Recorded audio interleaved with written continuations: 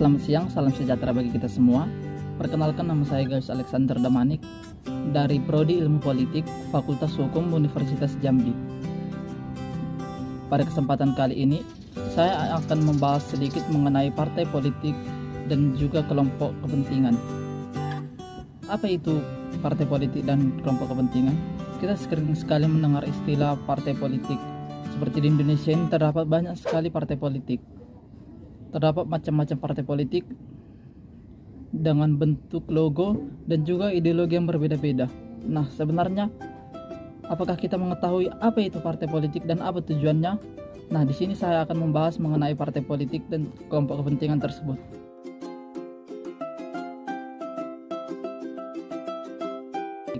Adapun pengertian dari partai politik adalah suatu organisasi politik yang terbentuk atas dasar kesamaan ideologi dan juga tujuan-tujuan oleh anggotanya, di mana partai politik ini sendiri berdiri karena adanya anggota yang memiliki kesamaan-kesamaan ideologi dan kesamaan-kesamaan tujuan dan juga cita-cita. Kemudian mereka ini bersatu dan membentuk suatu organisasi politik, di mana organisasi politik ini bertujuan untuk menggapai suatu kekuatan dan juga bertujuan untuk memperoleh kekuasaan dan juga mempertahankan kekuasaan yang telah mereka peroleh sebelumnya.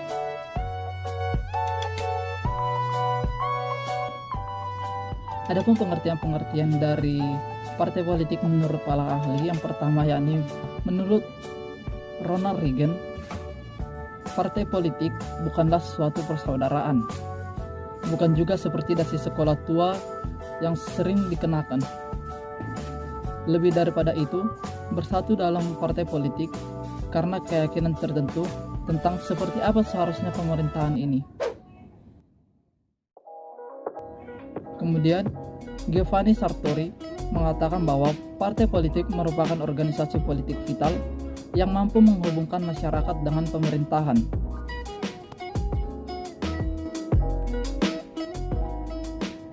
Kemudian ahli lain seperti John Aldrich mengatakan partai politik bisa dilihat dari koalisi elit untuk memperebutkan dan menggunakan jabatan politik. Tetapi partai politik lebih dari koalisi. Partai politik adalah koalisi terlembaga yang telah mengadopsi aturan, norma, dan juga prosedur.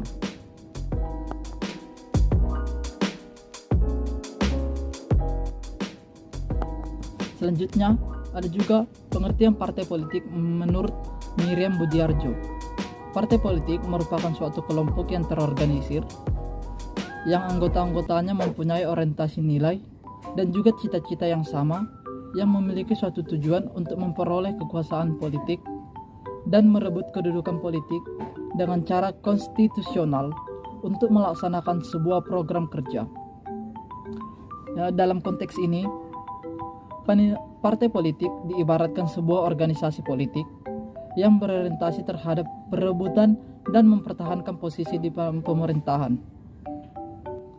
Jadi, dapat kita simpulkan bahwa partai politik ini merupakan organisasi politik yang diciptakan oleh sekelompok orang, di mana mereka mempunyai ideologi dan tujuan yang sama, yakni untuk memperoleh suatu kekuasaan dan juga mempertahankan kekuasaan yang telah mereka peroleh tersebut, sehingga mereka membentuk sebuah partai politik, di mana partai politik ini menjadi wadah bagi mereka semua agar dapat lebih menyatukan tujuan mereka demi apa hal yang ingin mereka capai.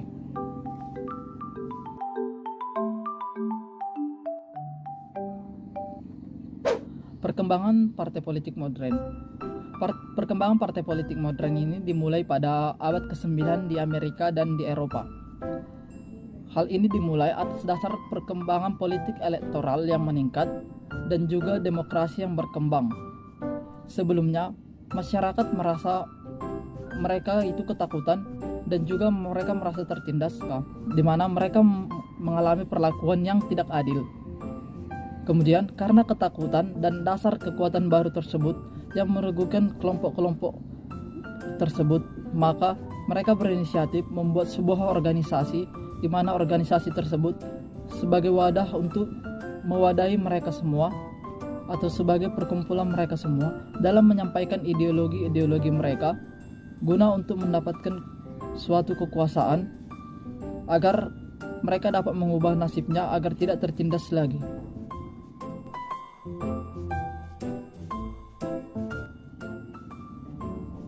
Kemudian mengenai platform dan ideologi partai politik. Ideologi merupakan landasan dan pandangan hidup partai politik, di mana partai politik tidak akan dapat berdiri tanpa adanya ideologi yang jelas. Seperti yang kita tahu, ideologi itu merupakan pandangan hidup. Jadi, partai politik juga sama seperti itu. Partai politik harus memiliki ideologi yang jelas, sehingga partai politik itu bisa tahu apa tujuan yang akan dicapai oleh partai politik tersebut, kepada siapa partai politik ini akan berkoalisi, dan juga selanjutnya ke depan apa tindakan yang akan dilakukan oleh partai politik tersebut.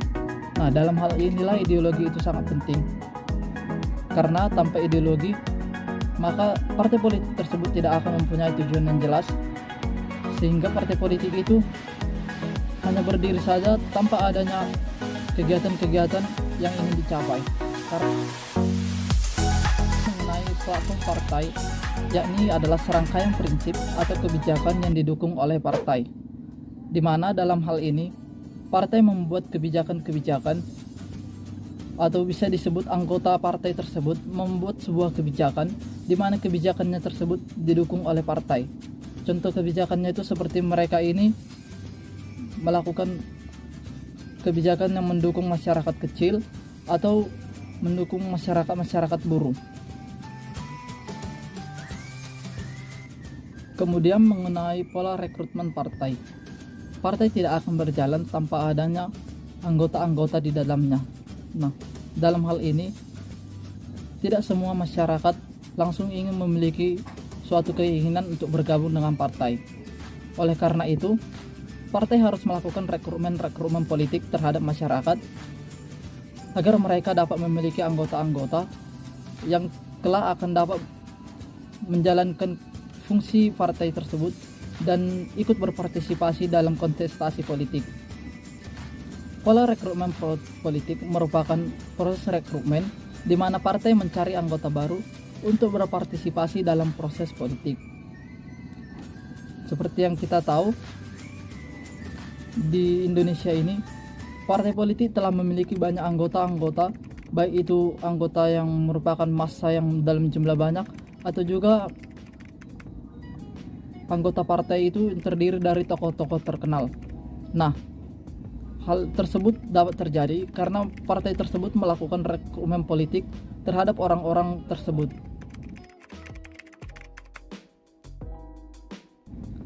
Nah, dalam pemilihan anggota itu, partai ini memiliki dua cara. Yang pertama secara universal dan yang kedua secara partikularistik.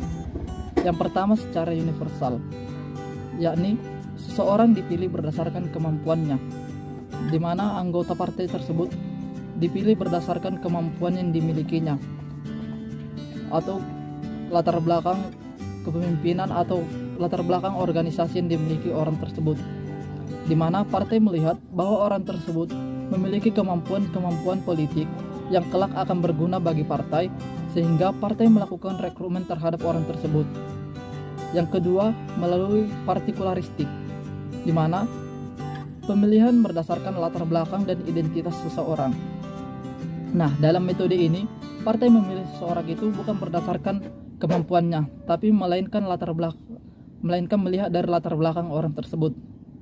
Nah, latar belakang yang dimaksud di sini adalah latar belakang identitas suku, budaya, dan juga agama yang dimiliki orang tersebut, sehingga partai ingin merekrut orang tersebut ke dalam partainya.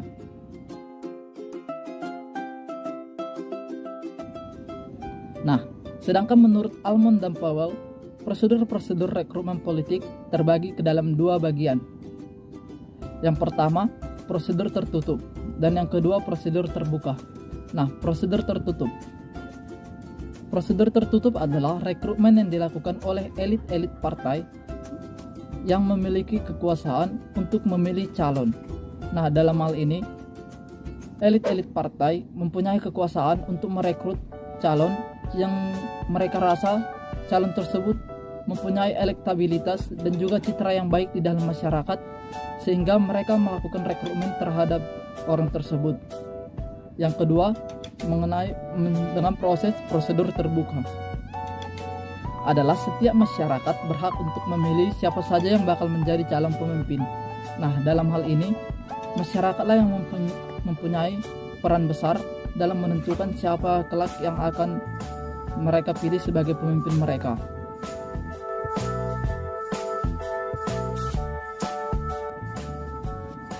Kemudian, ada pun beberapa pilihan partai politik dalam proses rekrutmen politik adalah sebagai berikut. Proses rekrutmen yang pertama yakni melalui partisipan, yaitu merupakan pendukung yang kuat, loyalitas tinggi terhadap partai. Nah, ketika seseorang telah mempunyai loyalitas yang tinggi kepada partai tersebut, maka partai dapat melihat bahwa orang ini adalah orang yang sangat setia kepada partai. Sehingga partai melakukan rekrutmen terhadap orang tersebut karena kesetiaannya dan loyalitasnya kepada partai tersebut sudah tidak diragukan lagi. Nah, cara yang kedua yakni dengan compartmentalization, merupakan proses rekrutmen yang didasarkan pada latar belakang pendidikan dan pengalaman organisasi seseorang. Nah, dalam hal ini partai melihat apakah seseorang tersebut telah memiliki latar belakang yang luas mengenai sebuah pelaksanaan organisasi atau latar belakangnya di dalam dunia politik sebelumnya. Nah, dalam hal ini partai melihat orang tersebut apakah dia memiliki pengalaman yang cukup dan juga pengalamannya tersebut merupakan pengalaman yang baik, maka partai akan merekrut orang tersebut karena dianggap telah memahami bagaimana perpolitikan di negeri ini. Yang ketiga, immediate survival, yakni proses rekrutmen yang dilakukan oleh otoritas pemimpin partai tanpa memperhatikan kemampuan orang-orang yang akan direkrut. Sedangkan yang keempat, civil service reform, merupakan proses rekrutmen berdasarkan kemampuan dan loyalitas seorang calon sehingga mendapatkan kedudukan yang lebih penting atau lebih tinggi. Nah, dalam hal ini, seseorang yang telah memiliki loyalitas yang tinggi terhadap partai dan juga orang tersebut memiliki kemampuan, maka dalam hal ini partai mempunyai kekuasaan untuk mengangkat orang tersebut dan menempatkannya di posisi yang lebih tinggi lagi karena berdasarkan kemampuan yang dimiliki orang tersebut. Nah, berdasarkan rekrutmen tadi, setiap partai memiliki cara rekrutmennya yang berbeda-beda. Nah, cara rekrutmen tersebut terbagi atas dua, yakni partai yang berbasiskan massa dan juga partai yang berbasiskan kader. Nah, yang pertama partai yang berbasiskan massa, partai ini membasiskan dirinya terhadap kekuatan massa, yang artinya partai tersebut akan merekrut sekian banyak orang ke dalam partainya. Yang maksud dan tujuannya adalah ketika dalam pemilihan politik mereka telah memiliki basis-basis suara yang banyak, sehingga mereka tidak perlu takut terhadap kekurangan suara karena anggotanya sendiri sudah sangat banyak. Nah, mereka akan memanfaatkan anggotanya yang banyak ini dalam kontestasi pemilihan politik sehingga angka keterpilihan calon yang mereka usung akan lebih tinggi. Yang kedua, mengenai partai kader. Nah, dalam partai ini, partai lebih menekankan kualitas anggota daripada kuantitas atau banyaknya anggota. Nah, dalam hal ini, partai memilih seorang kadernya yang dirasa mempunyai elektabilitas dan juga citra yang baik ke dalam masyarakat. Nah, partai beranggapan bahwa jikalau partai mengangkat orang tersebut, maka karena latar belakang seseorang tersebut sudah baik dalam masyarakat, maka nanti ketika partai akan mengajukan dia, otomatis pendukungnya akan banyak walaupun partai tersebut tidak memiliki massa yang banyak. Nah, dalam hal ini partai tersebut memanfaatkan citra seorang calon tersebut di mata masyarakat, sehingga partai tersebut memperoleh suara dari masyarakat yang telah terpengaruh oleh citra calon tersebut. Nah, itulah penjelasan mengenai partai politik. Kemudian saya akan membahas sedikit mengenai kelompok penekan. Nah, Nah, apa sih kelompok penekan ini? Kelompok penekan merupakan kelompok yang secara khusus bersikap idealis terhadap persoalan-persoalan politik. Nah, dalam hal ini, yang artinya kelompok penekan ini adalah kelompok yang terdiri dari orang-orang yang punya tujuan yang sama, di mana mereka ingin menyampaikan aspirasi mereka kepada pemerintah atau kepada orang-orang yang berkuasa saat itu.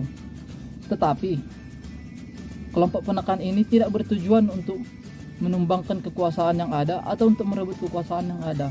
Dalam hal ini, mereka hanya ingin menyampaikan aspirasi-aspirasi mereka kepada masyarakat, dan juga mereka hanya ingin agar kondisi perpolitikan dan juga kondisi-kondisi di dalam negara tersebut lebih baik dengan adanya masukan-masukan daripada kelompok penekan tersebut.